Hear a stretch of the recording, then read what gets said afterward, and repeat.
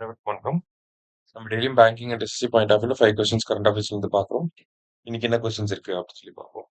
So first one வந்து பார்த்தீங்கன்னா 2026 G7 summit will be held in Evian les Bains France அப்படின்னு சொல்லி கொடுத்துருக்காங்க. ஓகேவா? ஸோ போன வருஷம் அல்பர்டா கனடால நடந்துச்சு. அதுக்கு முன்னாடி அப்போலியா அப்படிங்கிற சிட்டி இட்டாலியில நடந்துச்சு. ஸோ இப்போ எங்க நடக்க போகுது அப்படின்னா எவியான் லெஸ் பெயின்ஸ் பிரான்ஸ்ல வந்து நடக்க போகுது. சரியா? செகண்ட் ஸ்டேட்மெண்ட்ல மெம்பர்ஸ் ஆஃப் G7 அப்படின்னு சொல்லி கொடுத்துருக்காங்க.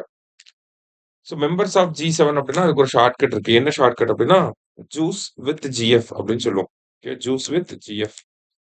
J for Japan, U for USA, I for Italy, C for Canada, E for England or UK, G for Germany, F for France. அதான் ஜூஸ் வித் ஜிஎஃப் அப்படின்னு சொல்லுவோம். இங்க செகண்ட் ஸ்டேட்மெண்ட்ல இங்க என்ன கொடுத்துருக்காங்க அப்படின்னா ஐ ஃபார் இந்தியா அப்படின்னு சொல்லி கொடுத்துருக்காங்க. ஆக்சுவலி ஐ ஃபார் என்ன வரும்? இட்டாலி அப்படிங்கிறது வரணும். அப்போ first statement correct, second statement நமக்கு தப்பு. ஆன்சர் என்ன அப்படின்னா ஒன் ஒன்லி கரெக்ட். அடுத்தது, what is the upper tolerance limit of retail inflation target set by union government RBI for the period of 2026 to 2031? So retail inflation அப்படிங்கிறது 4% plus or minus 2% இருக்கலாம். Okay, 4 plus or minus 2%. இதுல Appar tolerance limit அப்படின்னா மேக்ஸிமமா இருக்கிறது. அப்போ 4 plus 2 அப்படிங்கிறது 6%. Appar tolerance limit அப்படிங்கிறது 6%.